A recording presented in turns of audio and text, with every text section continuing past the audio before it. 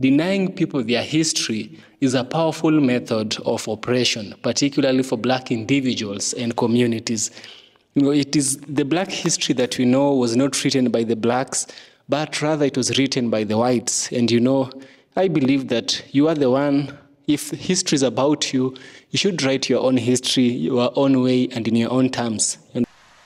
This is not taught in your public schools, although it will be. The history that the children are learning today is not going to be history that's going to be taught in the next 25 years. It's going to be radically different. We now know for a fact that long before Columbus, there were 4 major migrations of blacks to the Americas, different parts of the Americas, for totally different reasons, totally separated from each other by many centuries. But nonetheless, there were these black, you can call them migrations, but they were not entirely. I'll describe, and you can make up your own mind what they were. The most recent of these took place about 400 years before Columbus was even born, and it's all outlined in a marvelous book over there. It's called The Golden Trade of the Moors. And it is now known that the West African kingdom of Mali had huge fleets of merchant vessels, and that these kings, these black kings of West Africa, began sailing across the Atlantic to Mexico as early as 900 AD.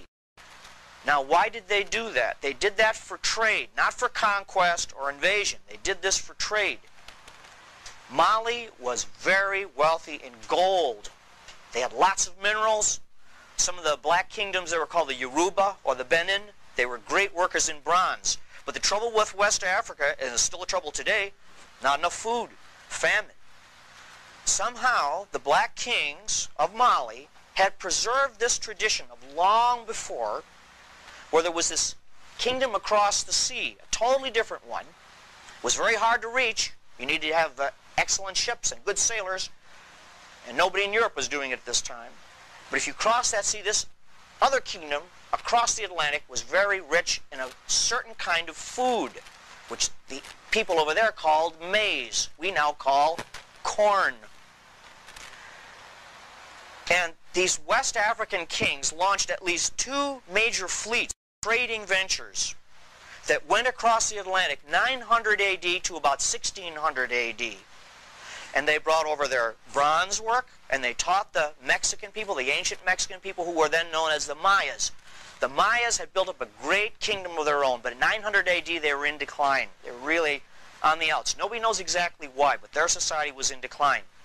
They were losing all of their technology. Then these black fleets came across from West Africa, from Mali, and they presented a lot of gold work, bronze work, and in return, they came back with shiploads of corn, maize.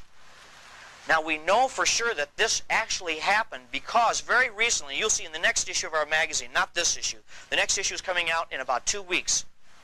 This is part of the discoveries are happening so fast and furious, it's hard to keep track.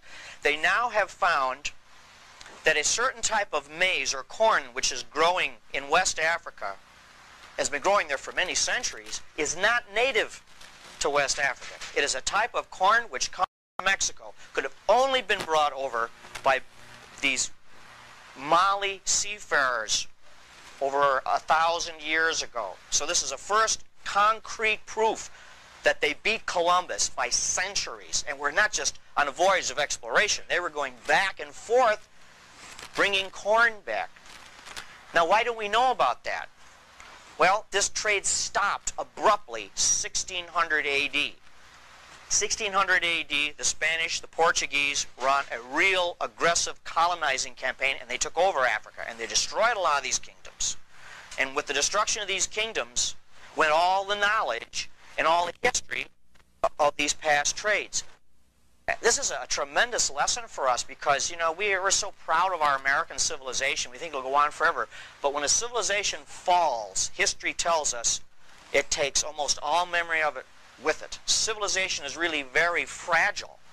And that's why these lessons from the past are very, very important. If we want to preserve our civilization, we have to learn what happened to these others that crashed. So we know for sure between 900 and 1600 AD, long before Columbus was even born, as I say, these blacks were trading, these black kingdoms were trading with Mexico. Now, good morning, good afternoon, and good evening. It's actually in the evening. And you know, in this channel, we like spreading positivity, spreading awareness, and spreading educational content for the Black people. Basically, this is an educational channel for educating Black people. There's a video circulating online. Actually, this is a very, very old video, and it carries with it some vital information about the history, or rather the hidden history of the Black people.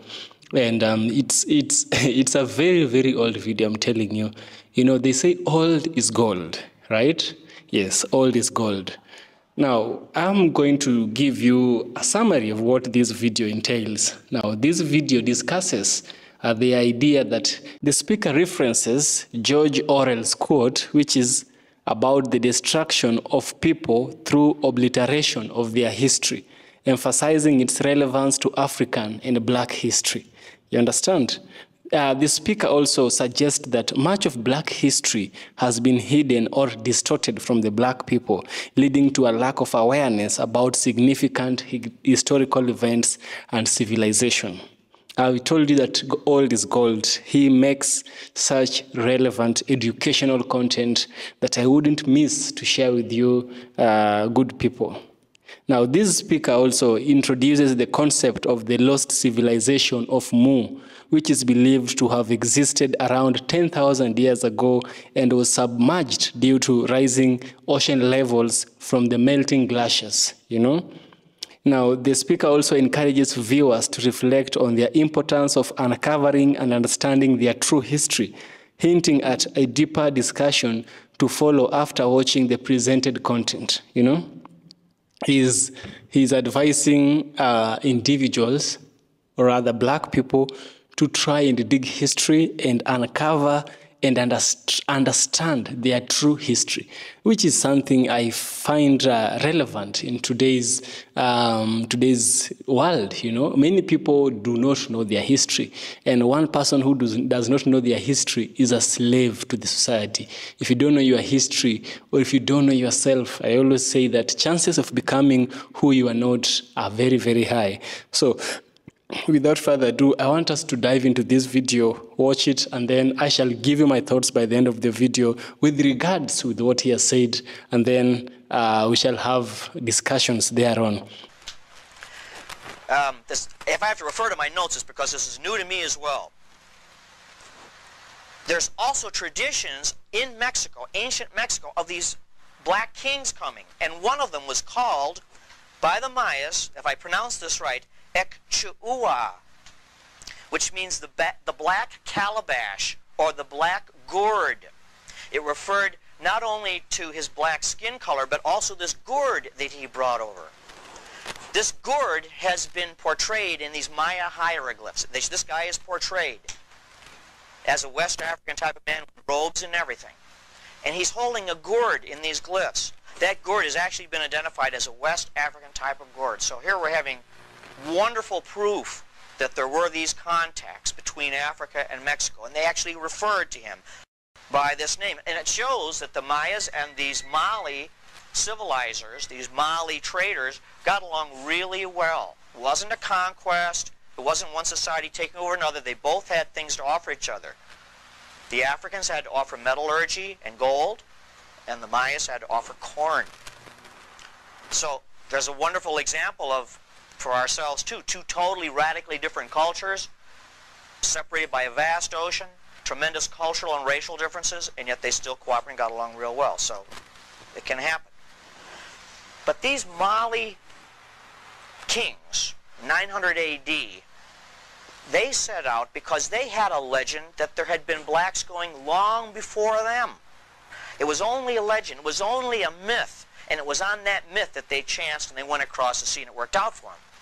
But that myth traced all the way back to an even earlier black contact between Africa and America. And I'm talking about now not Mexico, but what we call now the United States. And this relates to this new fabulous discovery that is coming out.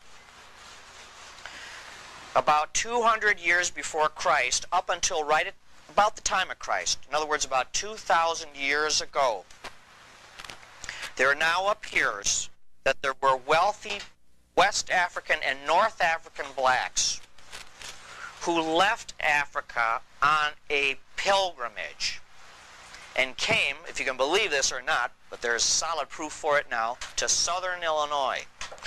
Now I'll explain how that happened.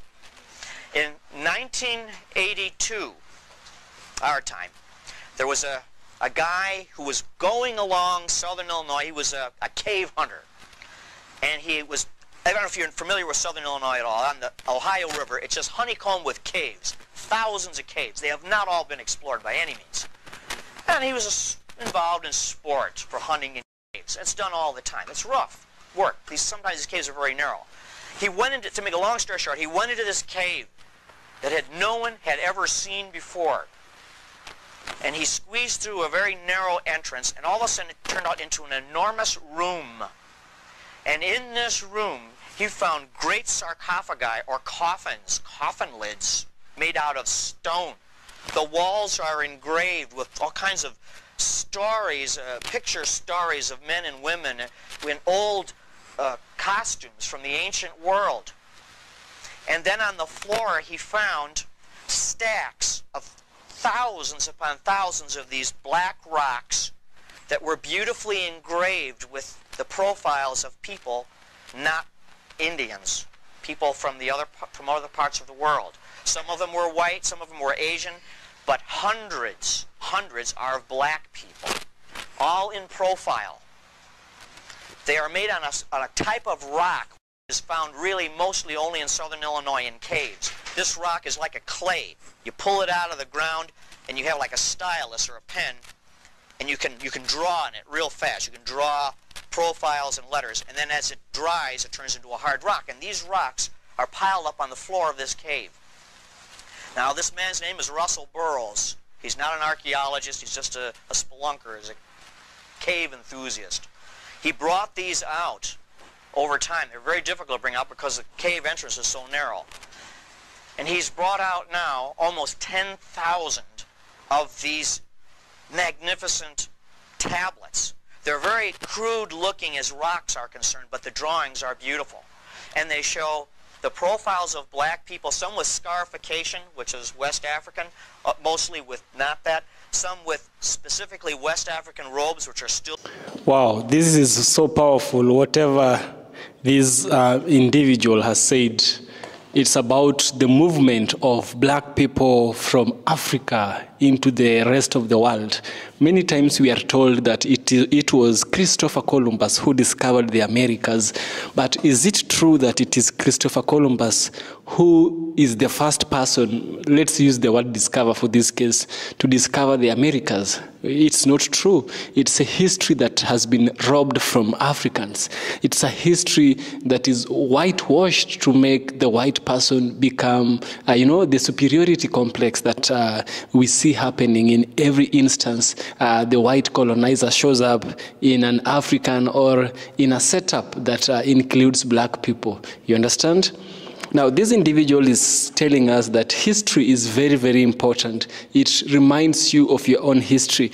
Without history, you can't live for the future. Without history, you can't plan for tomorrow, and you even can't plan for today, He's telling us that black people sailed, they sailed up to the Americas 400 years before Christopher Columbus went there. This is very astonishing. This is so much powerful to listen to a white individual give such information. He's acknowledging that the people with whom, who wrote history were biased towards the African continent, and they wrote history based on their own interest, but not the truth. History should be based on the truth, but not on personal interest. Now, the professor, let us call him the professor, because I believe he is one actually. Now, he is also telling us about Yoruba and Benin. Yoruba is a tribe in Nigeria, and he's telling us the Yoruba and Benin were very huge kingdoms back in the days, not to add to we had so many of them, Yoruba, Benin, we have the Songhai, we had the one which Mansa Musa came from. You understand? Mansa Musa was the richest man who ever lived, and he came from Mali. The professor has also confirmed that Mali had a lot of resources. Mali had a lot of gold. You understand? And also in our history books in Kenya, let me use our own syllabus, we are told that maize is not a cash crop of Africa, that maize is a maybe cash crop or food crop, whichever way. The point is that maize is not a crop to Africa. Maize is a crop that comes all the way from Portugal. But apparently, we know that the Portuguese, we also know that the Mexicans and the Brazilians, they either speak Spanish or they speak Portuguese. And now studies show that there's a certain strand, there's a certain variety of maize or corn that was found in Africa. And this corn is very, very old, and it could be traced to as old as 400 years ago. And it is said that this corn came from Mexico. It tells us that black people sailed. Black people traversed the huge ocean. They traversed the Atlantic. They traversed the Pacific. They traversed the Indian Ocean, We had the capabilities. We were not just some primitive culture and all that. We were people who were developed. We were people who knew what we were doing. And I love what this gentleman is telling us. Now let's continue watching and uncover more truth. Let's continue. Some will have a man on one side and a woman on the other. Some will be entirely women. It has each one of these 10,000 have a script associated with these pictures. Nobody's been able to translate the script. Well, since 1982, this place has really been contested a lot, but finally some professional archaeologists are involved, some top archaeologists, and they have verified that it is all authentic, and they have dated it now, and there's going to be a lot of information released in the next few weeks and months about this find. Who are these people portrayed in this cave? Not all black, but a lot of them are black. Some of them will show like a black man with a kind of a sailor's cap, and in the background will show like a ship or a fish. It seems as though they're portraying a captain or a sailor of some kind. It's now understood. It's very involved, complex. You'll see the whole story in our magazine in the next few issues. It appears as though around the time of Christ, just before the coming of Christ, in Rome, there were a great many mystery cults. And these mystery cults, they were called mystery because they were secret, not because it was a mystery. It was secret. And in order to get into this mystery cult, you had to go through different levels of initiation, like the Freemasons, which are not unrelated to it, believe it or not. There were many mystery cults like this, the cult of Osiris, the cult of Isis, and a lot of other cults we don't know about. And then to get into these cults, we do know you had to pay money, you had to be fairly well off, and the final stage of all these mystery cults, you had to go on a long pilgrimage, a long quest. All that cost money, but you would go on this long quest to a sacred place. And at that final sacred place, you go through an initiation of some kind. And when you went through that initiation, you were finally a member of this mystery cult. And these mystery cults were all the same in that they promised the individual who went through this initiation eternal life. You didn't die. You survived after life. And these levels of initiation showed you how your soul made this progression. All that's been lost, although some of it has survived in Christianity, which is basically the same. That you don't die. If you are a good Christian, you go eternal life with Christ. And some of these ideas apparently were shared in common. Now these blacks apparently, they all look well fed. There are no starving people portrayed in this. And they all are with jewels and everything. So they're well-to-do people. That fits. What the archaeologists now think is that these wealthy people, no matter what their race was, but a lot of them were black, would participate in this mystery cult, would cross the sea and come to a cave. This specific cave in southern Illinois was the holy place. It was far away. It was hard to get to. It was extremely secret. It was part of the mystery cult, but they knew about it. Apparently the Romans knew about it. This is like a Roman cult that was open to anybody that could afford to go through it. and they went through their final initiation, whatever it was, in this cave, and when they were finished, they had their portraits drawn. It's just like you have your picture taken when you graduated, right? And then in the Catholic Church today, we still have things called votive candles and votive statues. Like you'll go to a church and you light a candle and you leave part of yourself there. Or you have like a statue of the Blessed Virgin or St. Joseph and you'll leave it there. Little inexpensive statue. The same idea seems to be working here. You would go through this mystery cult. You'd come all the way across the ocean on this great hard quest, all the way to southern Illinois to this strange cave. You go through these rituals, and when you completed them, they would draw your portrait real fast and put your name on there, and then they would store it in the sacred cave. You didn't take it with you. That's why it's done on kind of crude stone, although the drawings are not crude. The drawings are excellent. And these inscribed tablets were put in this cave because it was like the votive part of you. You left that part of you there. So when you went back to Rome or Africa or wherever it was, part of you was still in this cave. And it is no hoax. It was one time I saw it, maybe it was a hoax, but now they found over 10,000 of these. They're beautifully done. It's beyond anybody to hoax this stuff. So here's this earlier migration. And because it was part of a mystery cult, it was not well publicized. And so we can kind of excuse historians for saying, well, there were no Romans or blacks or anybody at that time going across the ocean, but there were. The reason they didn't know about it because it was part of this mystery cult.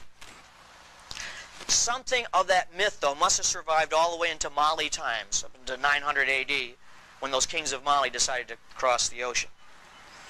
Those two black migrations to the Americas are not the only two. There are two more, two earlier ones still. We go way back in history. Around 1,000 years before Christ, 3,000 years ago. It's such a long time ago, it's hard to even imagine. There were a people called the Phoenicians. These were Canaanite people that are mentioned in the Bible.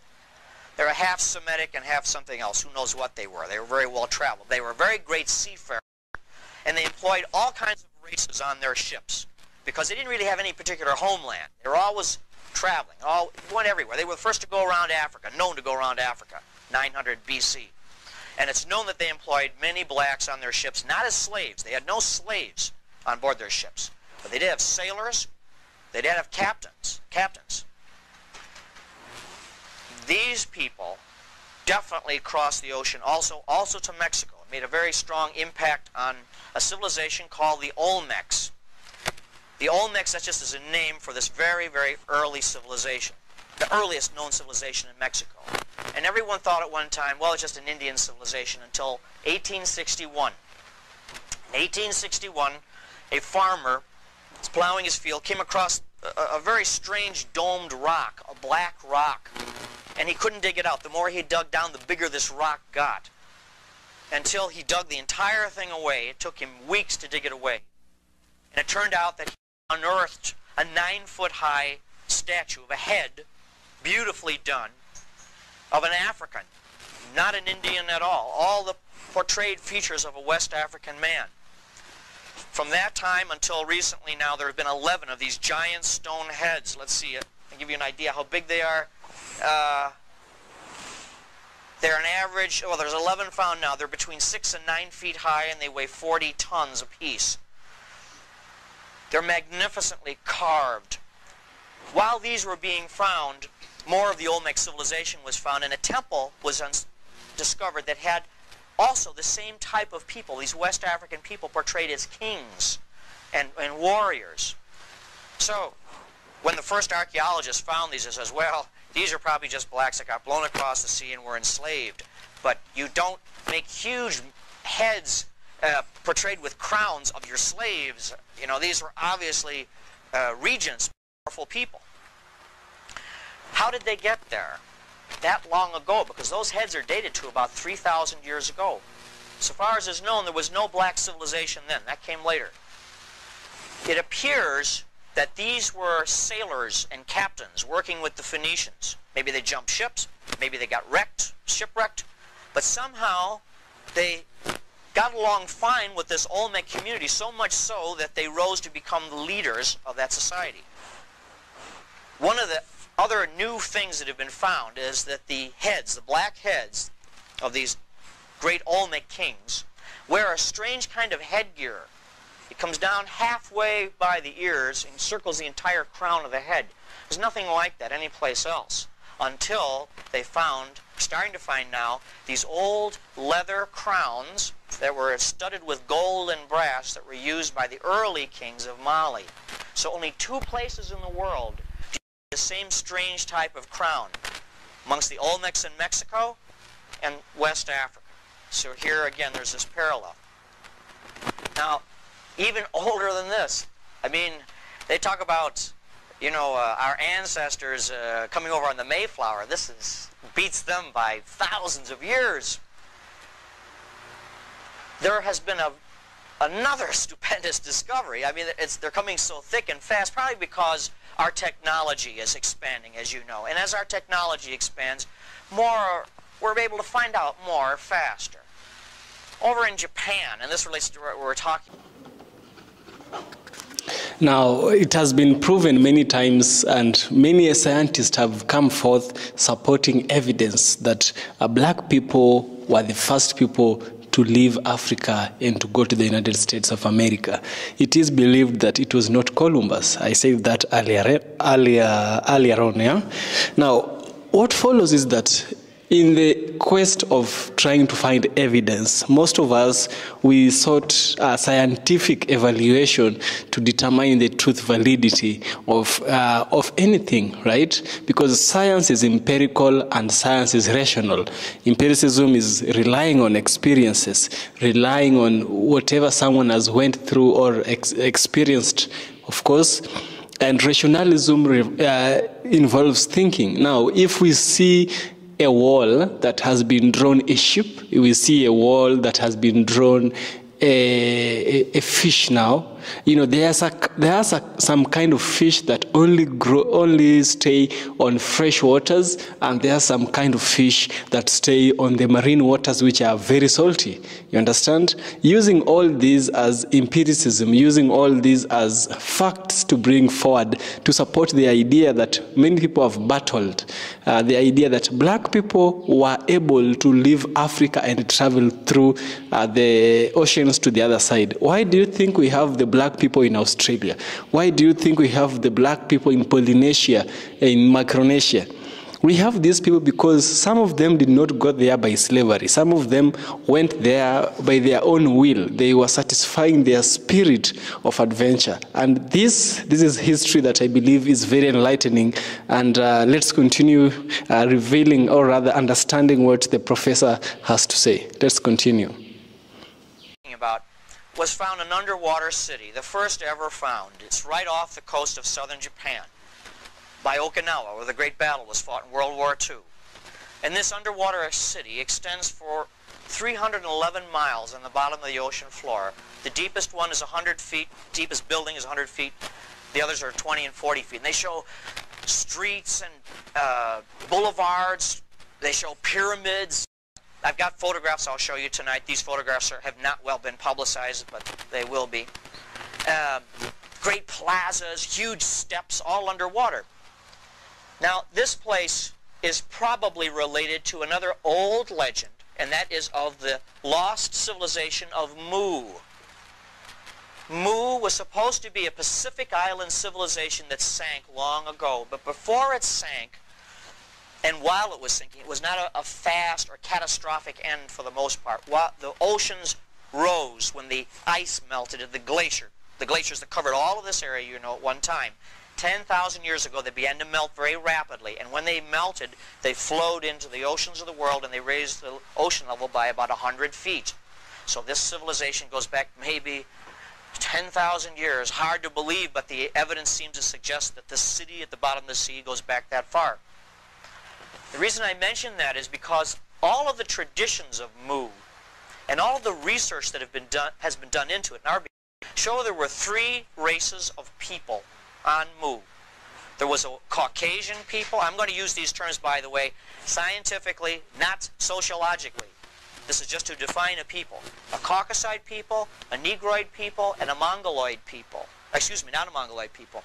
A brown people. I don't even know how we put them in. And that was considered only legend, only myth, that these 3 races were on there. equally shared power politically. The reason why they did it was part of their solar religion. They believed that the sun has different phases of the year, and so they should share power. As the sun shares power with its light on the earth, so these three races had to share power equally. The reason why they believed that was they believed God manifested his power and his identity in natural law. What you see, the flowers growing, the sun, the stars. You can't see God, but you can see what God does. That's God's law. So if you live in harmony with God's laws, you see it in nature, you're doing God's will. That's what these people believed. And so by having the sun at different phases of the year, you share different power. Sometimes the white people, the Caucasoids would be the power. Sometimes the blacks would. Sometimes the brown would. That's their tradition. When this land sank, this high civilization brought some of its ideas to different parts of the world. The brown people became part of what is now Polynesia.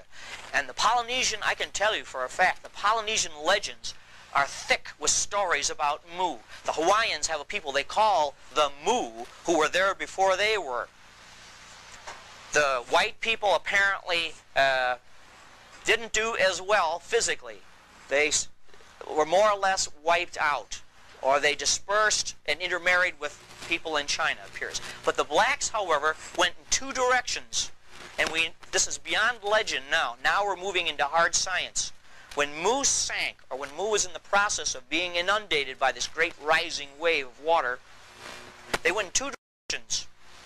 They went out to what is now known as Oceania and became a people known as the Negritos. And they also went towards Mexico and impacted this Olmec civilization. The reason why we now know that is because there was a genetic trace done. You know about DNA now. That's getting a lot of play in the paper. DNA means you can trace the genetic code of a people. The genetic code of the, and there are still native blacks in Mexico. That's never been explained by archaeologists before Columbus arrived. DNA tests done on them. DNA tests done on the bones of some of the Olmec people, not all of them, the ancient remains, show a definite genetic trace, not to Africa only, but across the Pacific. When they found that out, they said, that's got to be wrong. It just doesn't, there are no black people out in the Pacific, but there's this definite trace, lineage they could trace out towards Hawaii and beyond Hawaii. Then they began a worldwide match of DNA. Well, who does these strange black people, who do they match up with? They don't match up with Africans. They matched up with the Negritos in Oceania. It looks now, scientists believe, there was a central point from which they went in both directions. So this is a marvelous heritage. And, you know, some people say, well, you're a white guy, how can you talk about stuff like this? I get flack from this on both sides. The purpose of our magazine is to tell the truth about what happened to our country and our continents before Columbus. And if it shows that there were white Vikings here, and there were, we tell that. And if it shows that there were Asians here visiting, Chinese here visiting Mexico, we'll tell about that. And if there were blacks here, we have to tell that too. That's all part of our heritage. And I think it's thrilling and exciting for all of us. It's remarkable. So what we're telling you, I mean, this is just in a nutshell, and you're going to be seeing a lot more of this, not just in our magazine. Believe me, you're going to be seeing this on TV.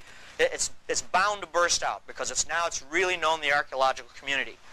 You've had 4 of these major impacts that the black people have made to the Americas, not only before Columbus was born, but before even Spain or Italy existed. That's the kind of roots that are in this country. And by knowing that, and the more you know about it, it's an empowerment. You're really rooted. You have got a heritage which is more than slavery. Sure, there was slavery, but that's not all. That's a small part of it. Long before that, there's a heritage of kings, seafarers, religious missionaries, and they were all here. But it happened so long ago, there's just so little of it left. And that's basically my story. What connects it up is even the word Moor, because it's pronounced differently in different parts of Africa. And they call themselves Moor, Mu, Mur. There's all variations of that, so that even the name Muir. I'll leave you with one thing which is really interesting, too, that relates to this. The Mali kingdom, part of their religion, around 900 AD, they believed in a god called Vodun. Vodun or Vodan. And they said Vodan was this great sailor who came across the sea, and he taught the Yoruba and the Benin tribes how to work with metals. And he was their man god, as it were. He was like their founding father, their George Washington, was Vodun. And he brought tablets. He said they brought tablets, which he taught people to read. Vodun was his name. Vodun and Vodun. Across the ocean, all the way across the Atlantic Ocean, amongst what they call the Quiché Maya, or the lowland Maya that I talked about, they have a tradition of a god they called Vodun, same name, who brought tablets across the sea to tell them how to work metals and so on. So here we're dealing with the same tradition. This is something which is not made up or interpretive. It's the actual fact. It's the truth. So the more of these you have, like I say, the greater the sense of empowerment. So I'm going to stop here because I think these photographs are better than anything I can say. And if you have any questions, feel free to interrupt the action here. Yeah, I'm going to have to turn this slide off, I guess.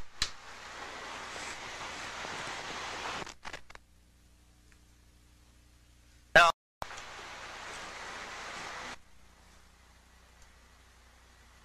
this is something I hadn't got time to go into because it's so long, but it's really interesting. This is a drawing from life that was made, believe it or not, by a so-called American Indian, the southern coast of California.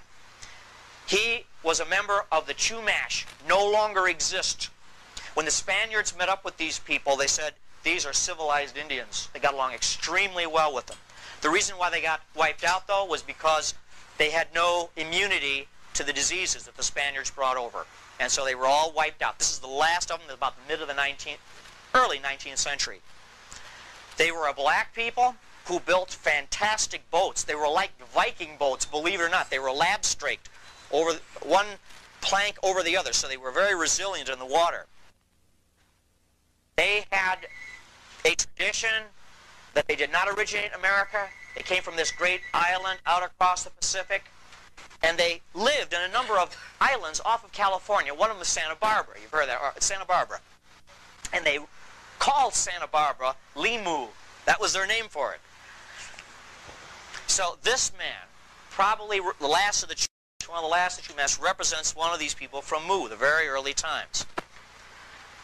These are representations from Ivan Van Sertima's book.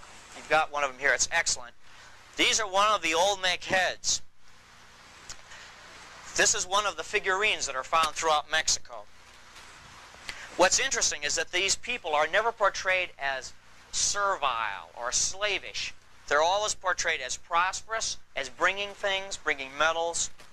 Oh, I forgot to mention, too, a grave was found in the Virgin Islands of a skeleton that was dated back to about, not too long ago, to maybe about 1200 AD. But still, centuries before Columbus came here, definitely had a black skull, negroid skull, and he was buried with an iron tool. Well, according to what we've been told, the people in Virgin Islands had no iron, but the Mali were great iron workers.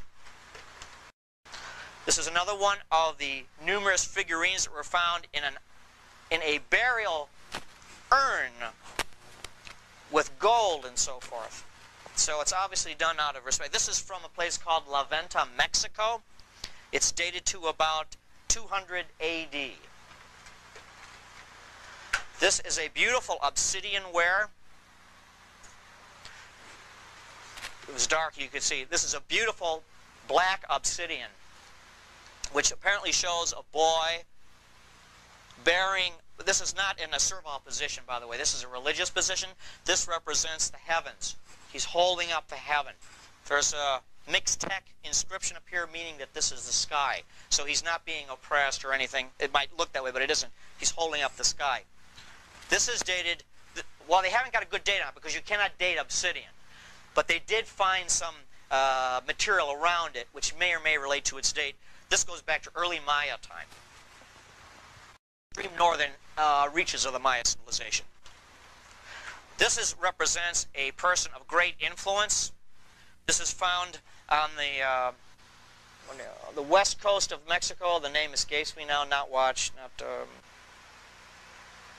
The west coast of Mexico. I'm sorry, I forgot the site. He's sitting down. He's squatting down. This is the emblem of kingship. He's bearded. the Mayas did not grow facial hair at all. This is another one. This is a terracotta head from about 2,000 years ago. This is from the Atlantic coast. This is around La Venta also. This is one of the great Olmec heads. And when the archaeologists first saw these, they said, well, they're just typically Indians, you know. And but then they always neglect to say, well, how come the artists who made these always made them out of black battles? You know, if they're Indians, why are they choosing that to work in? And this is part of this helmet, this marvelous helmet, which nobody could understand. There's no other parallel for this helmet found anywhere in the world except West Africa. Plus you have the, and then they said, well, they flattened the features so when they carved them, they could move them around without breaking them. And then it was found that they were carved right where they always were. They were never moved. The artists, to give you an idea how these things, how marvelous they are, they weigh over 11 tons apiece, and they were carried 200 miles. This is before the age of machinery, folks. You know, it's all handmade. Whoever got this, they were carried from the Tlaxcala Mountains, which are 200 miles away, 11 tons. They were set up, and then they were carved. So the archaeologists were proved wrong again. Some have suggested the reason why there's just heads is because, well, there's two theories on that, although one of these theories is getting outdated now. One, that these were sacrificed victims. There was a game that the Aztecs called, was Tlachtli. And in this game, you had to keep this ball in the air all the time. It's a big rubber ball, and the ball represented the sun. And it was played by two different teams. And the team that won, the captain of the team, he had his head cut off. Now, the reason why he did have his head cut off was because he was greatly honored that way in this great victory of getting the ball through the hoop. By having him killed at that moment of victory, it was believed his soul would go straight to heaven. So some people believe that this is a representation of one of those team leaders. It may or may not be. Now, there is a history that goes around that Africans are the first to enslave the whites. It might seem something which is out of the blue, out of the universe, but it's true. You know, Sherlock Holmes always says that if you want to know the truth, remove the impossible, and whatever you are left with, however improbable, that is always the truth. And that is what we are yet to find. And that is what we are doing here. You are watching this video because you want the truth, right? Now, the Moors is whom they call themselves. They were people who were mostly found in the present-day Morocco and some parts of northern Africa. These people were able to enslave the white people of Spain. They were able to colonize as well some parts of Portugal, some parts of Spain, and some parts of Canary Islands. Actually, Canary Islands, I believe, used to belong to Africa, you know, before the coming of the white man. But since it was the black person who was colonizing the white person, there came the church. I think it was during the Renaissance. I'm not certain, but at this point, I think it was the Renaissance, or rather during the religious time when the Pope was like the president of the whole world. You know, this time we had the Crusaders. They were attacking people and spreading Christianity, attacking you and spreading Christianity as a way of also washing out and diminishing the Ottoman Empire. And so they moved to Spain, and in the event of spreading Christianity through Catholicism, they were able to fight the Moors, and they defeated the Moors, and the Moors retreated back to Africa. And so the people who were enslaved by the Moors were able to be left free. You understand? It's true that the Moors had a civilization. That part I have heard for so many times. And sometimes if you want to know the truth, remove everything from your head. Make your mind ready to learn the truth, and don't be fixated on thinking that whatever you learned, whatever you are told, that is what is always right. No. Open your mind for knowledge, open your mind for new learning, because learning is a lifelong an experience. Yeah, learning is a lifelong experience. I think that's right.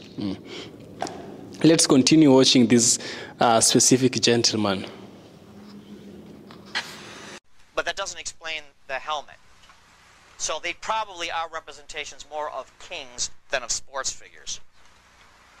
This is a fanciful representation, but not that fanciful, of what Mu may have looked like from all of the descriptions. It was a very mountainous place. It was very large. More information has come out. There's been a marvelous discovery underwater of something called the Philippine Plate. And it's about the size of Texas. It's under the Pacific, and it was dry land, they figure, about 12,000 years ago, and is slowly sinking even deeper today in the Central Pacific. It was a mountainous land. Their architecture appears to have been very squarish. This is similar to the Olmec heads. The heads may have been placed up high, not just sitting on the ground. May have been placed on things, these gigantic, colossal representations of human head. They were great seafarers. These are navigable rivers, but they also had a lot of great canals. So this is possibly what this land of Mu looked like. This would be the origin of human civilization. If that's proved, if Mu was the place where civilization began, well then, you know, the contribution of blacks not only to America but to the world is profound, because this is where it all started.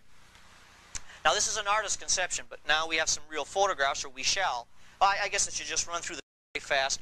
The story is that Mu was prosperous, but of course it was on an area known as the Ring of Fire, and that's in the Pacific. The whole Pacific is surrounded by severe volcanic activity.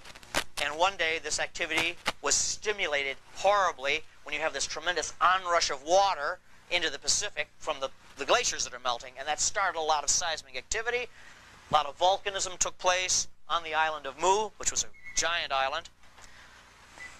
And here be a representation of their civilization. They did have turrets, by the way. That appears to be a representation of some of their artwork. Caused a lot of tidal activity. A tsunami is a giant tidal wave that's caused by an earthquake. They're actually sea quakes. And the island of Mu may have suffered something like this. The civilization was threatened by the onrush of lava, volcanic activity, and eventually these great waves came and rushed in over the civilization and buried it underwater, smashed it with these great tsunamis. And this is part of the legend now, the fanciful thing of the Great Flood, which appears in worldwide myths, and covered it completely. Now, in 1995, scuba divers off the coast of Okinawa, just sports divers, started to find some very strange-looking features underwater. Some of these photographs are taken from the Japanese press. It hasn't made much publicity in this country. It's been on CNN, but that's about all. Some of these photographs are taken from a video. Others are from the Japanese magazines. And the divers began to find this. This is the first one they found. This is about 100 feet underwater. This is a great plaza. The remains of a stairway, some kind of a walkway. This is off the island of Yonaguni, which is not far from Okinawa. This is part of this great stair. Here's a scuba diver you can see. It's about 100 feet underwater. This is coral incrustation. So they know that it's been underwater a very long time. It's a huge building. It's so big. These buildings are so huge that they're difficult to take in with one shot of the camera, especially because underwater your visibility is limited, of course. Here's another view of another plaza. It's almost like a section of a pie. It's enormously huge. These are 3 divers behind there, so you can kind of see. Now it's in good shape. These structures are in good shape, which means they probably weren't hit by earthquakes so much as when the water just rose over them. And this looks like the remains of Mu, this triracial or multiracial origin of civilization. It's another shot of divers here. These stairways that are underwater probably were for processions, because they're very wide. So we assume that there were dozens and dozens of people in wonderful costumes. They would climb up these stairs to great plazas where they would hold their rituals. This is to give you some idea again of the size. These are just little divers here. The structure is just enormous. And the people that built this were the people of Mu, and this tradition survives over the course of many centuries. This is a Japanese archaeologist now, and when this thing was first found, they thought, well, maybe it's a natural formation. But then they did measurements, and they found that all the angles are at almost perfect 90-degree angles, and nature doesn't work that way. So it's been confirmed as absolutely man-made. It has these huge ramparts. You can just walk on these things like almost for miles. This all looks very, very ceremonial, very, very spiritual, very religious. Our society, you know, if we were wiped out, you come back, everything would seem very mercantile and materialistic, and not much would survive. But here, the emphasis seems to be on the spiritual aspects a lot. A lot of processional ways for showing off clothing and rituals with the gods, ceremonies for the gods. This is another strange flight of steps that terminates like this. Mostly these are stairways. This is a diver again going away. An enormous block. Now this one is the best I could get of this, but this is one of the early pieces that was found last summer. Excuse me, a year ago last summer. It's an enormous arch. It's a gate, and you can see here all the stones are fitted very beautifully. Some of this masonry does not appear at all in Japan. The Japanese never built anything like this. But it does appear in two places. It appears in Peru, amongst the Incas, and also amongst some stonework found in North Africa, a place called Lixus. So, again, there's some interesting parallels here. This is an enormous archway, and here you can see this is a diver on the other side swimming through it. Again, it's too big to fit in the picture. This is, again, the same plaza. Hopefully we'll get some better shots when we get over there. We're planning our own photo expedition over there. This is the remains of a canal or a channel of some kind. And these little steps here are not to walk on, but to facilitate the speed with which the water goes down. So this was all cut on dry land one time. This is for irrigation of some kind. Again, these enormous blocks. Here's the diver here again for size. This is almost like an enormous throne here with an armrest. This is a drawing, of course, from Japanese television. This is one of the structures which is so huge it can't be photographed, at least not yet anyway. You have these enormous blocks of stone, this roadway that goes for like about a quarter of a mile across the bottom of the ocean, and then these steps that go all the way to the top. We presume that when this was dry land, before the water went over the top, there were gods, idols, a temple, something like that. And again, this is dated to about 10,000 years ago. This is another... The Japanese went to a lot of trouble to make this enormous model. This model is like about 30 feet long. And this shows one section of it, what it looks like. There's a flight of stairs that goes up, and then there's a long processional way, and there are these two pylons on either side. It's a ceremonial building, a public building of some kind. At the top are these two...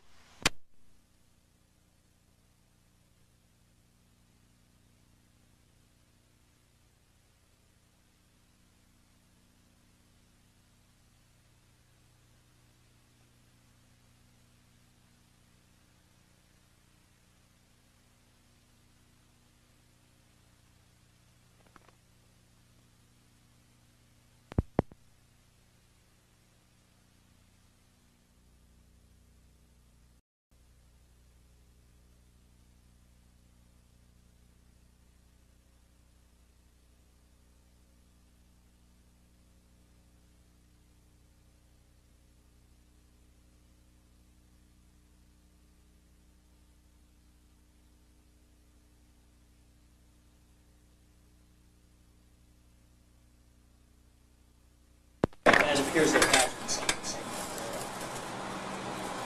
So, the dates for that are pretty reliable. This is an overhead view of one of the structures. Again, basically what it would look like. This is what's a drawing. This is one of the models that the Japanese have done. Give you a general idea what it looks like.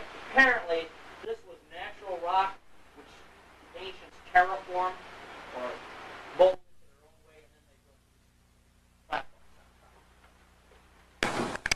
This is just a model of a boat, again, for size. And that's all. I just wanted to be able to share that with you. If you have any questions on this, I'd be more than happy to try to answer them. Wow. This was a very, very profound and a mind-blowing discussion, you know.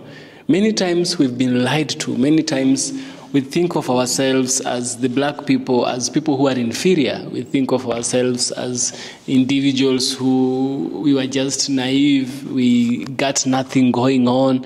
But remember, we built ships. We built ships, we built civilizations. We built pyramids. We built statues. We had civilizations, you know.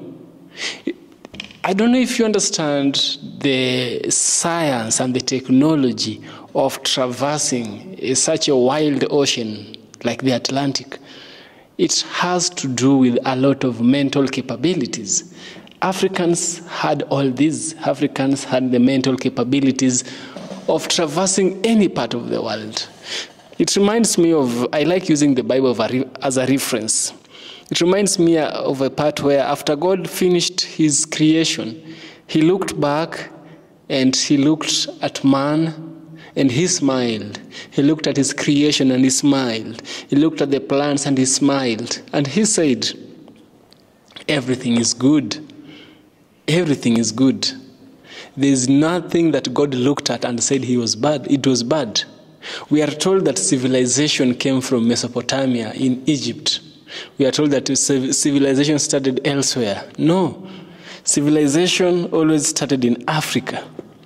If there's a person who started building, it was an African. If there's a person who started by building, you know, creating homes, education, mathematics, science itself, the philosophy itself, it was the African. The Africans also had a sense of a supreme being. You understand that the white professor has been able to tell us that the black people of that time, the Moors and other black people, were able to worship nature. They were able to confirm that with nature, if you obey nature, you obey the Creator. If you obey the Creator, you have to work in accordance to nature. That is someone who believes there is a supreme being. And that is someone who had a morality. They had a sensible living. They had a proper leadership. We can't be told that we didn't have morality as Africans, that we just live anyhowly. You know, we can't be told that, you know. We've been lied to so many times, and through listening to such discussions, shall we able to learn things and decolonize the mind, you know. I meet a lot of comments, and the comments are always, I don't know why people are against black skin. Some people are saying that ever since they were kids, they were not liked. I have made videos where parents, some Indian parents, do not like their black grandchildren, or rather their dark-skinned children. Happens so. But it is the dark skin, it is the black skin that is the first original humans. All humans originated from a black skin, or rather a dark skin. That is what we are told. If you look at the color of an African, look at my color and probably look at your color. Which one is, it is close to the soil. My color is close to the dirt of the soil, dirt of the earth. Because we are told that from dirt you come, from dirt you'll return, right? We are told that. So this is just to remind us that those people who are racist, those people who are practicing white privilege, those people who are thinking of themselves as superior because they have a lighter skin, or rather, let me call them the colorists, they don't know what they are saying. The darker you are, the more you are to being the original human being. Why is it that the earlier people were living longer than the nowadays? Why? Today people are chasing lightness, right? People are chasing lightness. But why is it that the older black people in those times were living longer than today? Is something you should ask yourself, and probably you might have an answer through this video. Yeah, I hope you had a learning. You learned something from this video, and if you did, kindly subscribe to the channel. I've cut the video into half. The remaining part, you may watch it on another channel, or rather, I've just cut it into half because it was too long. Yeah. So thanks for watching. I appreciate for your support. See you in the next one.